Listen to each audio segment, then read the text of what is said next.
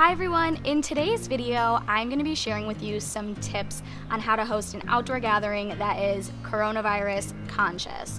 We want to make sure that if we are having any gatherings outside, they are safe, sanitized, and comfortable for our guests that we're having over.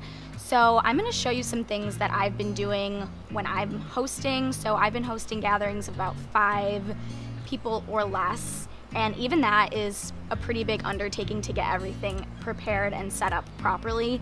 But I'm gonna go around here in just a second and show you how I've set everything up and how I've set up food, drinks, and seating to make sure everybody is comfortable and safe.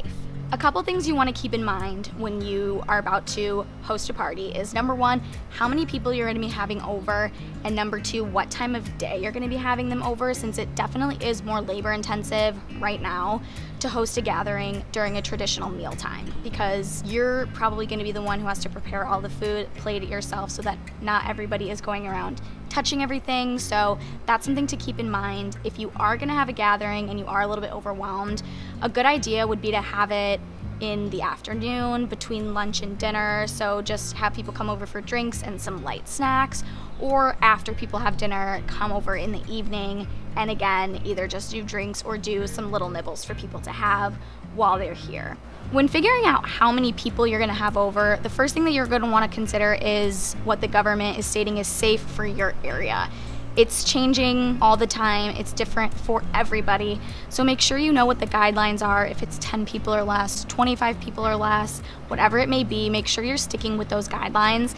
But also keep in mind the amount of space that you personally have. Just because you have enough seats for everybody doesn't necessarily mean that you should have that many people over. You want to make sure that the seats are able to be spread out enough for everybody to be comfortable. Making sure everybody is spread out is definitely the most important thing you can do right now in terms of keeping everybody safe and comfortable. People don't want to be squished in next to somebody on a couch right now. So if you do have a couch like the one I have here, seat people who might live in the same household or a couple who are together already, and let other remaining guests who do not live together have their own little seating areas. And that's why I set up little side tables next to each seating area, because having a big table in the middle definitely encourages people to kind of like crouch into the table and want to like huddle around the table. Whereas if everybody has their little side table next to them, they don't have to be scooting in closer to anybody more than necessary. And you can get tables like this, like folding side tables on Amazon, on IKEA for like $15. And then once you don't need them, you can just fold them up and store them off to the side somewhere. Obviously, I do not have those at the moment, so I have a bunch of kind of mismatched side tables, but my friends didn't mind. They all were just happy to have their own little space to put their stuff, which made them all feel way more comfortable. Let's talk about snacks. So in my example, I decided to put French onion dip into little single serving cups and make a bunch of them so people can just grab them and grab a little bag of pretzels to go with it instead of having a big bowl of dip or a big bowl of pretzels out. This limits the amount of things people have to touch since everyone's just taking one thing of each. And to make it cuter, I put the pretzels in a nice little bowl, and I put the dip cups in a little bucket, since obviously they're not super cute, but putting it in a little bucket is a great way to store them, and people can just come over and grab them if they want a refill. And then for the popcorn, before my friends came over, I just filled these little bowls with the scooper that I set out for the popcorn and just set them out already pre-filled, and then they could just come over and take one and bring it back to their little seating area. And then if they wanted a refill, either I would take the scooper over and refill their bowl for them, or I would just ask them to sanitize before they touched the scooper to refill their bowl themselves. The same thing goes for drinks. It's great if you can get those little cans of sodas or little bottles of soda, so that people aren't having to grab the full liter or 2-liter bottle and pour themselves drinks. Each person can just grab one and take it with them, and that one can be designated as theirs for the evening. And obviously the containers that the hand sanitizers and wipes come in are kind of ugly. So here's a solution for that I've found. I just used scrapbook paper to wrap this Clorox wipe container in and just make it look pretty and match with the flowers on the table. And as far as the hand sanitizer goes, I just put it in a koozie. And for some reason, this was the only beer koozie I could find right now, but you can definitely get cuter ones in different colors to match the decor of your space, and I just put the hand sanitizer right in there and it fit perfectly. Make sure your sanitizing station is in a convenient location because you want to make sure it's easy for your guests to constantly have access to it, otherwise they're going to forget to be sanitizing and wiping items down. But if it's right next to the beer cooler or right next to the ice that they're going to be putting their drinks in, it's going to be easier for them to remember, oh, I should sanitize before I touch the scooper or wipe it down after I use it. Another thing that you should think about doing is keeping your cups and bowls upside down. That way your guests are only touching one object at a time instead of accidentally grabbing a bunch of bowls and then putting them back, or the same thing with the cups, touching the outside edge of cups where people are actually going to drink out of. Just keep everything face down to make it easier and more sanitary to grab. So let's talk about your guests using the bathroom.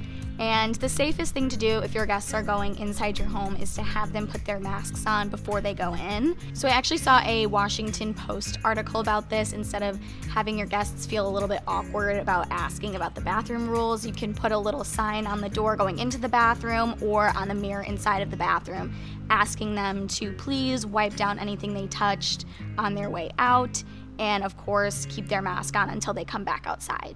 It's also probably a good idea to change out your normal hand towels for disposable towels or disposable napkins so that it's a little bit more sanitary. Not everybody is using the same towel. If you are hosting these days, it definitely is going to be a little bit more labor intensive than normal because the prep is going to take a little bit more time. You want to make sure that your tablecloth is washed and dried and sanitized before you put it out.